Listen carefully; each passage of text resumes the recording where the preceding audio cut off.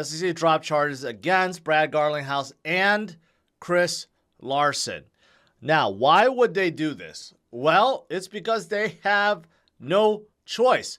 They were targeting both founders, saying that they were selling tokens illegally. But here's the thing. Ripple already won its case. Ripple, or XRP I should say, is not a security. Just because it was sold doesn't mean that it's a security. It was a monumental win for the whole community, not just for XRP, but prior to that, the SEC was arguing anything that was sold was a security, and that's just not the case. So considering that XRP is not a security, then selling XRP means it's not a security sale. Therefore, they have nothing to charge the founders with. There was supposed to be another hearing in April, and SEC just said, you know, whatever. You win. We're just going to dismiss this. So this comes like 6 months ahead of schedule. And why do this? Well, some speculated, and I even saw in the live chat, is because there is still one pending lawsuit against Ripple, right? And basically, they're going to drop that too. Even Brad tweeted this out saying, Ripple 3 wins, SEC 0. 0. In all seriousness, Chris and I, in a case involving no claims of fraud or misrepresentation, we're targeted by the SEC in a ruthless attempt to personally ruin us and the company so many have worked hard to build for over a decade. Okay, the SEC repeatedly kept its eye off the ball while secretly meeting with the likes of SBF, failing again and again to protect U.S. consumers and businesses. How many millions of taxpayer dollars were wasted? It feels good to finally be vindicated, right? That's true. And this now sets a precedence for everything else, meaning that if a project did have a token sale before, that does not automatically constitute that they are a security. The token's not a security. It's not a legal token sale, and the founders won't go to jail because of it. I mean, there's a lot that comes with this. So this is absolutely awesome. Ripple been trying to make moves outside of, you know, just the lawsuits and stuff. Here's one. They secured their payment license in Singapore. So that's pretty big. License enables Ripple to operate without transaction limits. They're also getting involved with the metaverse, with DeFi. I know those things are being worked on. And also, here's a big thing. There's one more lawsuit waiting to be dismissed. But after that last one is dismissed, most likely Ripple will be going the IPO route. Who knows what kind of market cap they will fetch. But it'll be interesting though, because if you look at the publicly traded companies right now, or publicly traded crypto companies, none of them have a token. So Ripple could be the very first crypto project to have stock and to have a token. So that'll be kind of interesting. Besides XRP, I noticed that Solana is also having a good day. In fact, not just a good day, a good week.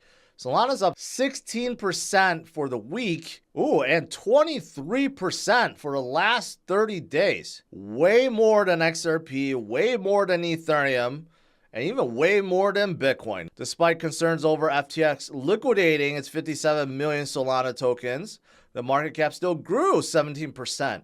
And recently, FTX also staked a lot of their Solana. In fact, the vast majority of what FTX holds is still locked for many, many years. But they recently took some of the unlocked ones and just staked it, which means that they don't need to sell it. So I guess that, I don't know what it did. Basically, it removed the fear from the retail investors, I guess. So I guess overall, that's why. I mean, people like seeing SBF get charged with many counts of fraud, and they like seeing how FTX can now possibly repay all of its debts and give all the money or crypto back to the people, and they like seeing that Solana is not being dumped on the market.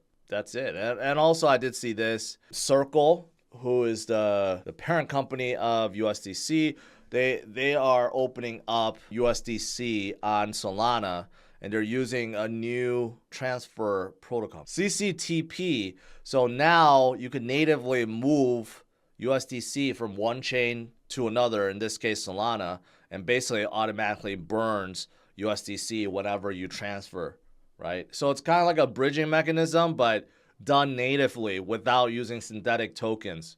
So that's pretty cool.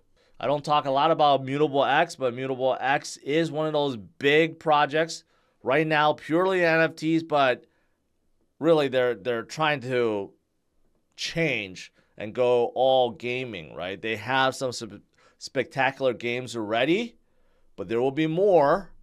WAGMI, for example, from the next crypto gem is on Immutable X too.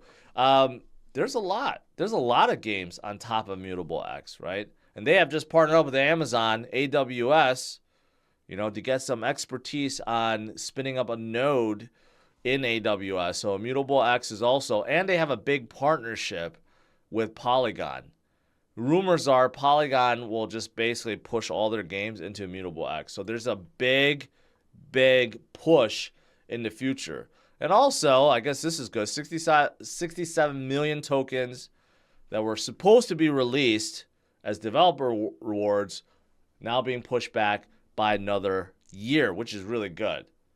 Okay, because right now would be a horrible time to be dumping, but next year be a whole lot better. So Immutable X also in a pretty good shape. Now, speaking of AWS also has nodes for other chains like Avalanche. I'm also a big fan of Avalanche, and I know that you could do it for Ethereum too, and there's many others, right? AWS is just trying to be neutral. Basically allow all these crypto chains to, or allow people that are trying to run a node for these chains, I should say, to do so easily, right? And basically spin it up for testing, for development, to power the network. There's a lot of things that you can do. So Avalanche also has that, and Avalanche, still one of my favorites, right? Network activity slowly, steadily going back up. So that is pretty awesome as well. Moving on, what else is there?